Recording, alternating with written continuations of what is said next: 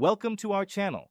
If your Roku is displaying a purple screen with an HDCP error message, follow these troubleshooting steps to resolve the issue and restore normal viewing. Step 1.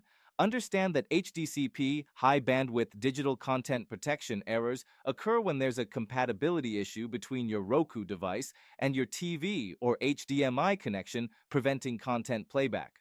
Step 2. Power off both your Roku device and your TV completely.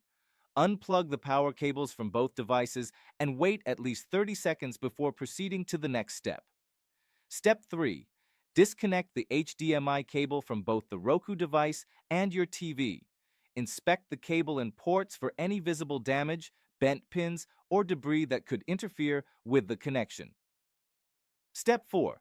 Reconnect the HDMI cable firmly to both the Roku device and your TV, ensuring the connection is secure on both ends. Try using a different HDMI port on your TV if available. Step 5.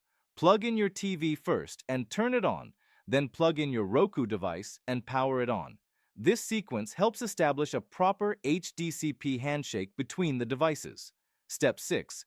If the error persists, try using a different HDMI cable, preferably a high-speed HDMI cable that's certified for HDCP 2.2 or higher to ensure full compatibility. Step 7. Check your TV's HDMI settings menu for any HDCP-related options.